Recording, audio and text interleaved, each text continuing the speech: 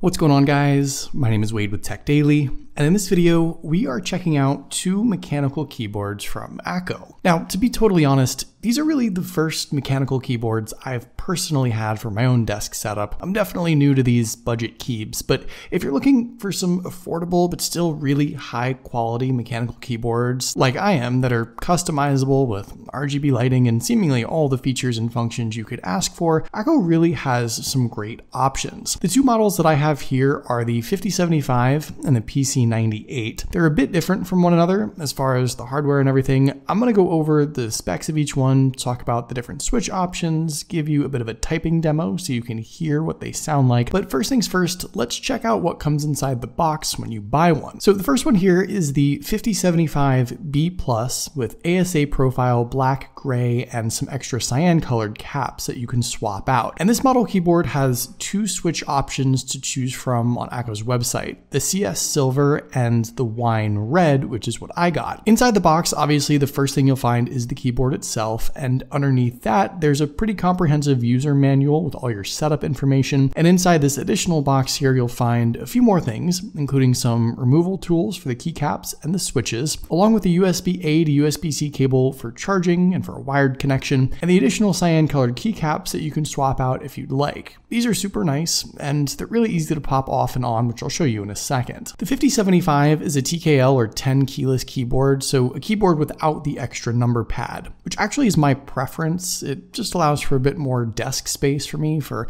a mouse, a trackpad, and whatever else I have. Though the far right side does have 4 additional keys and a dedicated knob at the top, which controls computer audio volume and the RGB backlight levels, which is pretty handy. The 5075 is spec'd with PBT double shot ASA profile keycaps, so a super high quality keycap material with a subtle texture and a curvy contoured profile. The USB-C port is located on the top edge off to the left, and this keyboard can be used both wired and wirelessly. In fact, that's what the B Plus distinction references. You get Bluetooth 5.0 and 3.0 framework with an additional 2.4 GHz wireless band and support for up to 3 wireless connected devices at once. So theoretically, you could have this connected to your desktop, switch over to a laptop, and then switch over to a console or another computer completely seamlessly. The USB-A receiver is stored at the bottom of the keyboard there, so you can pop that out and plug it into your setup if you need to. And there's a dedicated Mac, USB, and Windows switch on the underside of this keyboard for easy setup. You'll find 2 flip-out height adjustment feet on the bottom as well to elevate the keyboard a little bit, and all 4 corners of this keyboard are obviously rubberized so it stays put on your desk. As far as the RGB lighting setup, you've got dual sort of light bars, I guess, on either side of this keyboard, and then obviously the backlit RGB lights behind the keys. The knob on this keyboard, like I said, allows you to quickly change the overall brightness, which is super helpful, but to customize and map the RGB lights and the keyboard layout itself, you'll need to download Akko's Cloud Driver software for PC or Mac and connect up the keyboard to your computer using either the USB cable or the 2.4 GHz wireless. From here, you can do everything from customizing the light modes and colors to almost anything you want,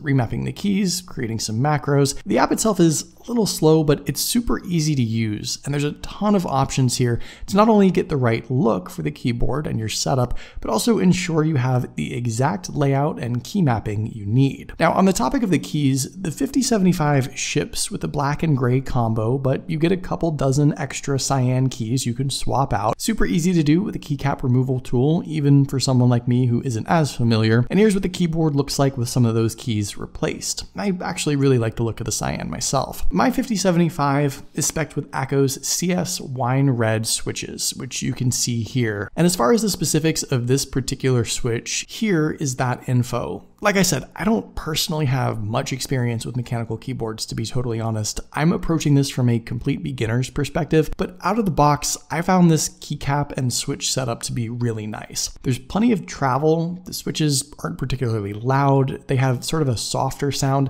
and nothing about the keyboard itself feels cheap to me at all.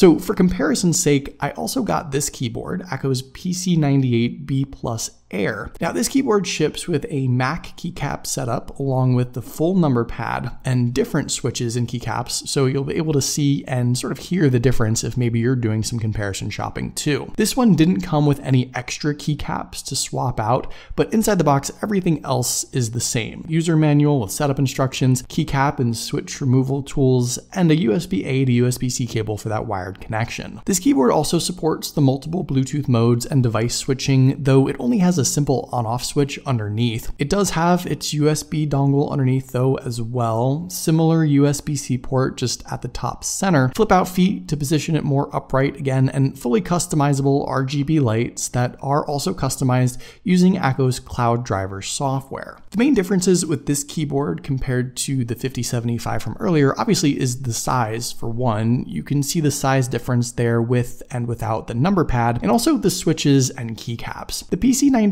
ships with PBT OSA profile keycaps paired to Akko's CS Air switches. Now again, this is from a complete newbie perspective, so go easy on me, but I can barely tell the difference between the OSA keycaps and the ASA keycaps on the 5075. But as far as the travel and the feel and the sound of the switches, what I can pick out is that this setup on the 5075 is shallower with a bit less travel, mainly due to the keycaps themselves being a little shorter. And to me, the sound is a bit fuller too.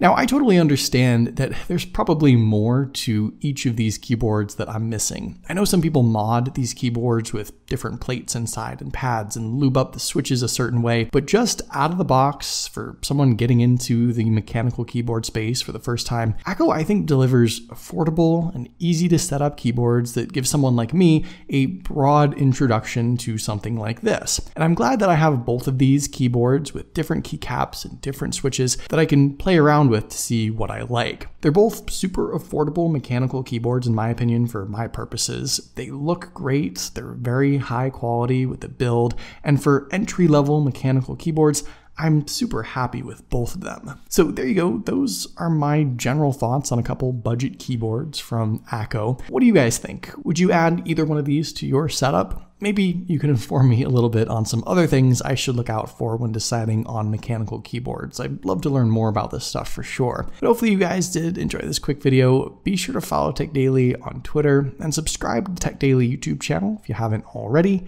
and I'll see you guys later.